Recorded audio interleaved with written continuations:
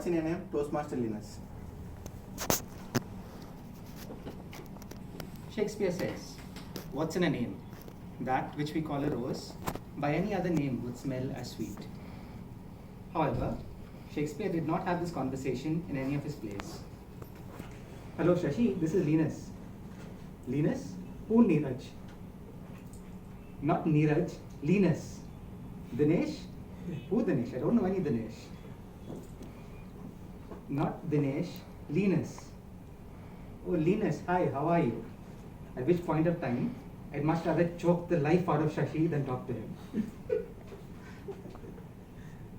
Good evening, Team Ward, Shashi, fellow Toastmasters and guests.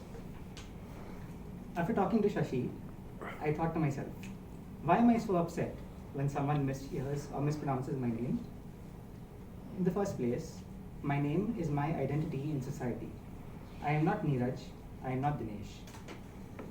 Having an uncommon name like mine connects me, in some sense, to others who have the same name. For instance, I would like to emulate the Nobel laureate Linus Pauling, and of course, I use Linux, written by Linus Torvalds. However, having an uncommon name also comes with its own drawbacks. The most irritating thing is having to spell my name out everywhere. From the takeaway at Domino's to the prepaid taxi stand. "What's your name, sir?" "Lynus, Lynus." And they invariably write it down as lines.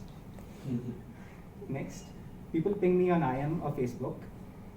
"Hi, Lynus." Well, dang it, my name's written right there, can't you read? And of course, the people I introduce myself to often think I'm a foreigner. Well, Goa sometimes feels like a different country at times, but no, I'm a true-blooded Indian. And last but not the least, other nicknames. People who think they're clever give me good, bad, and ugly nicknames. Well, the most flattering of them was Linus the Genius. However, the others were not so complimentary. So since this is a Toastmasters meeting and we have our rules, I won't repeat them here.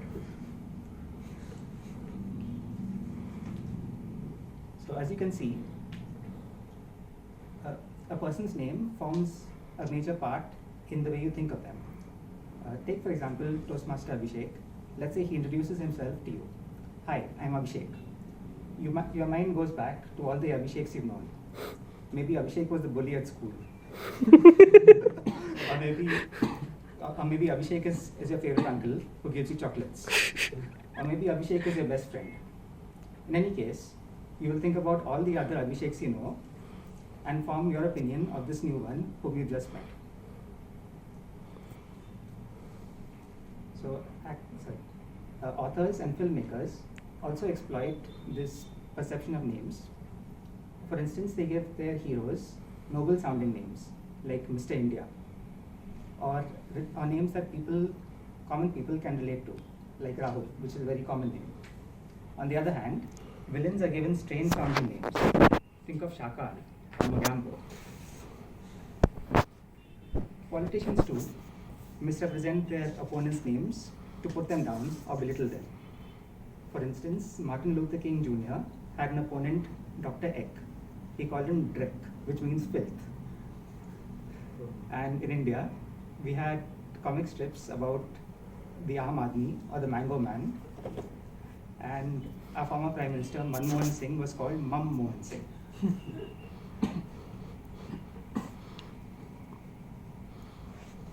So, what's in a name?